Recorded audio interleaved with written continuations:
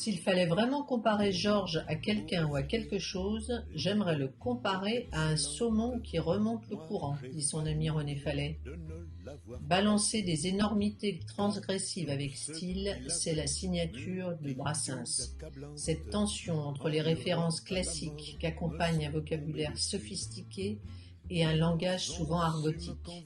Il n'est pas commun de trouver un poète français qui saisit dans ses textes le très profond changement d'une société française, de plus en plus fragmentée, qui condense la culture d'une époque avec un sens aigu de l'observation, dans un imaginaire parsemé d'idées anarchistes et à contre-courant de la morale établie.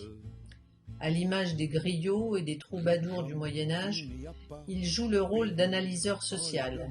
Ses chansons expriment des sentiments que la population ressent collectivement, même dans les années 70, quand ses textes deviennent plus profonds, plus élaborés sur le plan lexical et poétique. Un des ingrédients de son succès réside dans sa capacité à refléter un esprit du temps qu'il contribue aussi à produire. Le désenchantement lié à une vie de plus en plus matérielle, où l'imaginaire et le merveilleux se rétractent.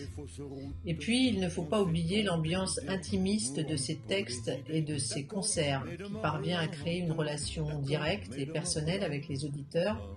Son chant-guitare, sans orchestration, comme un face-à-face amical devant un verre sur un coin de table. Un chanteur aussi singulier, provocateur et inconvenant, qui suscite une adhésion des anarchistes jusqu'aux libéraux les plus éclairés dans toutes les tranches d'âge de la population, n'est pas chose commune, un phénomène, je vous dis.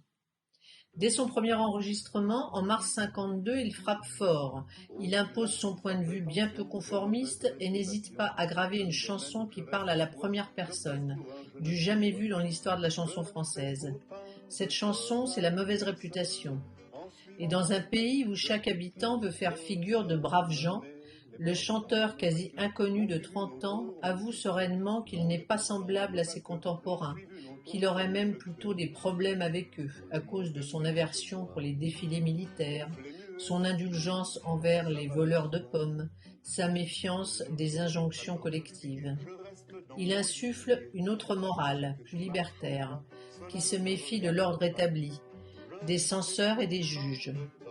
S'il parle de simple médisance au début de la chanson, dans la dernière strophe, il s'agit de mise à mort des marginaux, leur seul tort étant de ne pas vouloir aller là où tous se rendent.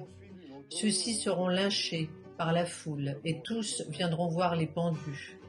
Et ce qui est assez novateur est qu'il englobe dans les censeurs toutes les classes sociales. Évidemment, la chanson est illico interdite à la radio. Même sa maison de disques a du mal avec l'énergumène. Jacques Canetti, l'historique directeur artistique de Philips, était venu le voir chanter au cabaret de Patachou et lui avait proposé très vite un contrat d'enregistrement. Mais les responsables de la maison de disques refusent que la marque Philips soit salie par des chansons comme La mauvaise réputation.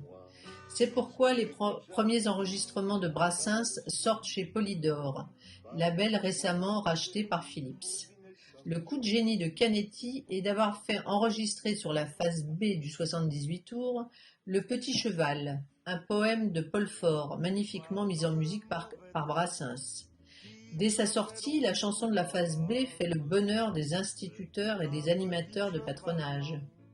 Les gens de radio ont bien joué. Le Petit Cheval devient le premier tube de Brassens, mais aussi le cheval de Troie d'un vent de liberté en introduisant l'autre phase de l'enregistrement, cette mauvaise réputation qui annonce l'ère d'une nouvelle morale et permet au chanteur de faire connaître ses chansonnettes, comme il aimait à dire à ses débuts.